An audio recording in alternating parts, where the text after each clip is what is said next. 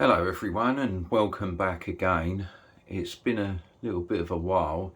Last one I just did that running session on the King class, which is not my cup of tea to really just do running sessions. I like to sort of give you an update. Now, there ain't much of an update going on, or so it seems. Most of the work's been done on these two, especially this one.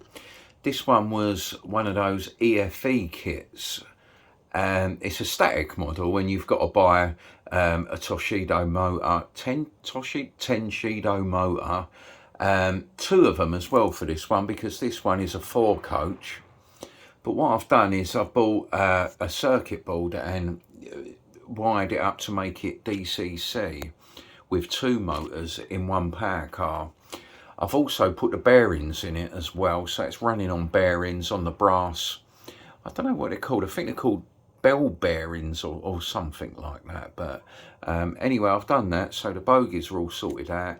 It's got Metro model bogies in it, fully ball bearing as well, or ball bearing, or whatever you want to call it, the brass bearing kit in it. Now, it's a lovely looking train and it means quite a lot to me, because I don't know if I can get in close on this one. I don't know if it's gonna, but you can just work out on there that it says Hainault. I can't get the camera down into the actual rail part, but it says Hainault on there. That's the train we used to take when we used to go to our nan's on a Saturday afternoon, and it was this particular model as well, the 1959 stock. So it does mean quite a lot to me. Now, although I've got this thing running, it's not without its problems, and I just want to quickly talk you through it really quickly. This is the actual car that's got the motors in it. It's got the 2 motors, one at the front, and let's put it in a picture here. So it's got one at the front and one at the back. Now, I bought the circuit board, or the PCB, whatever you want to call it, to accommodate an 8-pin chip. Now, if I can just hold that up so you see it in the light, you can work out all the wiring in there. I'm not going to strip it all down, because you can work it out that there's one motor. Let's have a look. The 10 Shido motor there, 10 Shido motor there, and to be honest, it runs, and it runs really, really well. It even runs quicker than this one.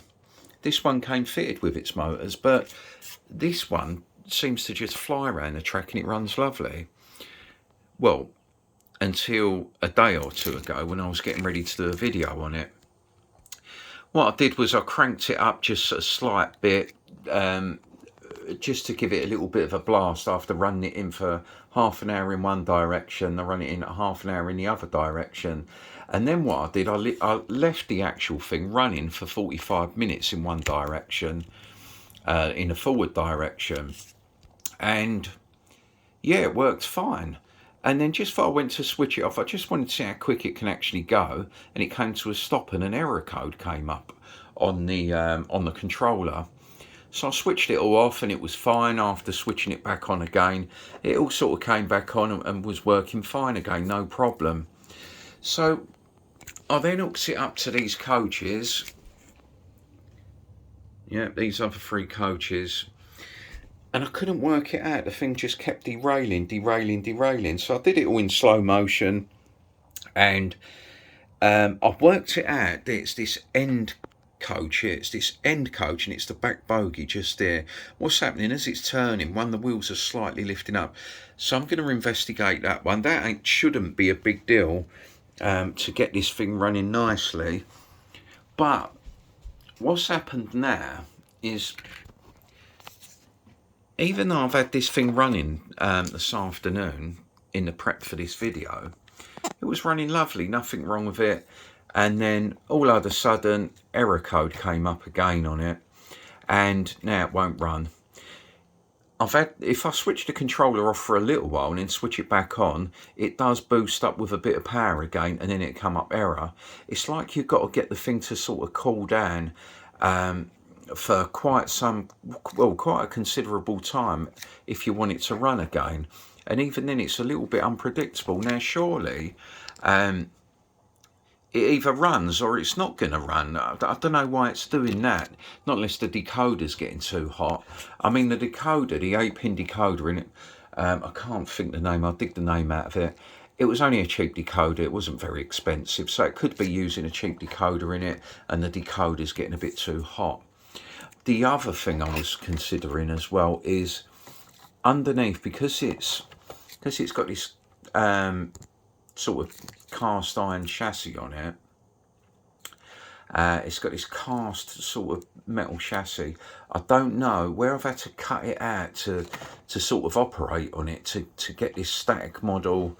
Hang on, the camera keeps coming out of focus. To get this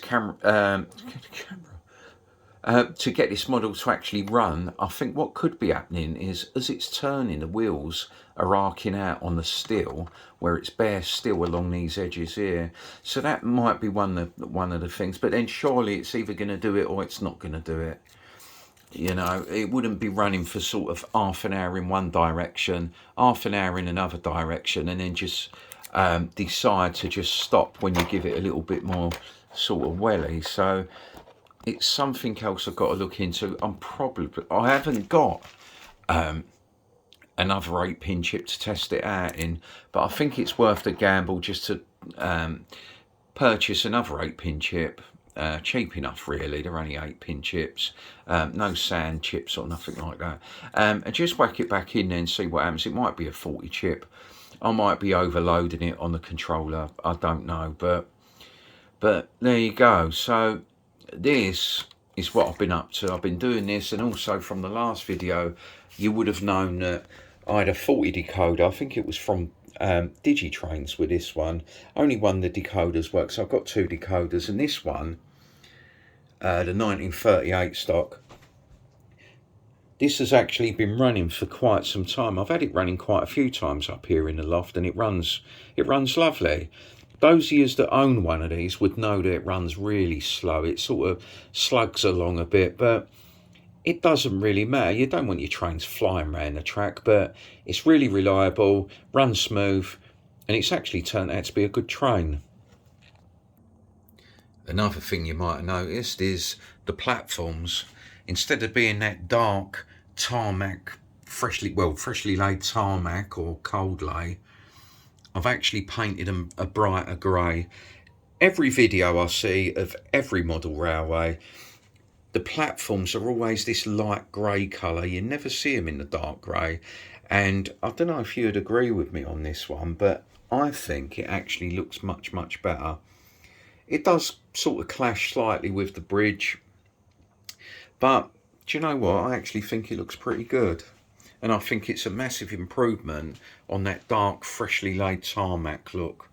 Let us know in the comments what you think of it, this lighter grey, but I think you'd probably agree with me that it does look much, much better than them dark grey. Almost black, they almost look black. When I was doing filming, especially in that last running session I had with a King class, it almost looked like they were black when I was doing this sort of aerial view of it. You may not have noticed this as well, but these have been weathered up, only just ever so slightly. So the gantries have been weathered up, just to sort of take the dairy off it a little bit, take that new look off of them. Okay, so it's sort of got little bits in the corners there. As you can see, it's got a little bit on the foot. Yeah, but it doesn't really show much on the camera. But the weathering does actually look quite nice, and it's starting to sort of blend things in a little bit. These need to be weathered slightly, as excuse the black now, whacked it with a club hammer. The platforms need to be weathered up slightly as well. They've got to be blended in just that little bit more. The gantries actually look quite nice, I think, with just that little touch of weathering. You'll notice as well that the roof has changed colour. That used to be just a flat grey. Actual Upminster Station, the roof on it is not grey, it's this brown colour. I haven't actually done a great job on it, but it's not finished. I've still got to wipe some of the bran off and do some more weathering on it. I'm sort of getting a little bit used to it now. It was a bit sort of garish when I first come up, but it's probably well, I'm just so used to looking at it with that grey for a few years now, that when I painted it bran, I wasn't sort of too sure about it. Another thing I've done, which will please some of you that are quite familiar with Upminster, is you can see that I painted the window ledges that concrete colour. They are actually that concrete colour. They're not done in the brick that I had them in with the brick paper. They are actually concrete. So I've tried to sort of depict that. Okay. So yeah, the roof needs a little bit more work done on it, but I'll get round to doing it. Something else you may have noticed as well, I've actually got figures on the platform now. Not the same old, those characters that you're quite familiar with. But I've actually got some more characters on there. Guy with a dog, guy checking his watch, woman with a baby. There's a few there. There's a guy standing there. A West Ham guy there. We won't talk about West Ham because we all know the recent news with those. Okay, a few more there. There's the old inspector from before. I've just sort of tidied him up a little bit. Okay, but I think the figures actually add quite a bit of life to the station. A few more there. There I painted the figures up. Used Citadel paints, and then I washed it with a skin tone. The clothing to give them that bit of shading.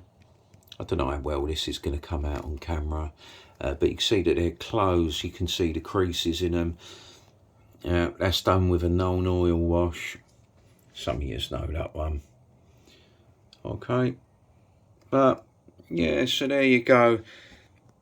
Not masses done to the station at all, but like I said, a lot of my work's been working on this. Apart from doing real work myself, that sort of always seems to get in the way. I don't get as much time as a lot of yous do. I notice a lot of yous pump out quite a few videos. I'm not going to bang on about how often I'm going to do them because it's getting a bit boring. Keep talking about the same thing. Okay. Alright, so there you go. So, like I said, I've got to finish this roof off. Also, there's things like this that come up that you don't actually see until you do videos. Like you see this bit in the corner, you can see a bit of paper peeling away. Well, it's not peeling away, it's always been there, but this hasn't got its gutterings on yet. Once the gutterings go on and the damn pipes, and it all sort of gets tidied up a little bit, I think it'll look quite nice. But to be honest with you, I'm actually getting used to looking at this brown roof now like that. It's already a little bit shaded and weathered. Alright guys, so yeah, so that's what I've been up to. I'll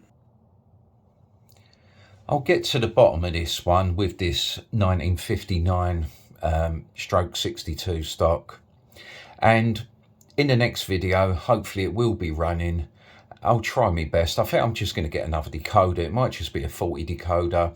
And what I'll do as well is I'll paint some of that raw metal on them, on those steel chassis as well. Just to, I think it's arcing out somewhere on the chassis. I think the wheels are just clipping it and it's arcing it out. And it could, I don't know if it does this, but it might even be that that's responsible for blowing the decoders. If you guys know better, let me know in the comments below. Also, comment, like I said, on the platforms. Let us know if the brighter grey looks better. I think it looks much, much better. Let us know what you think of these tube stocks I'm doing as well. And what I'll do is, in the next video, I'll run some other trains. I'll do another running session. And I might even run, for the next one, I might even run the entire stock I've got. Yeah, all the locos, all the coaches I've got, only for a couple of seconds. I'm not going to bore you with the same thing, looping and looping and looping. But for now, I'm going to leave you for now, but like I said, any comments are more than welcome. As I always say, I only do these videos for the comments. I just like sharing the hobby with yous guys. So let us know what you think. It's only really not much of an update because it's all been about this, but let us know what you think. And I look forward to catching up with you shortly. Take care, guys, and speak to you soon. All the best.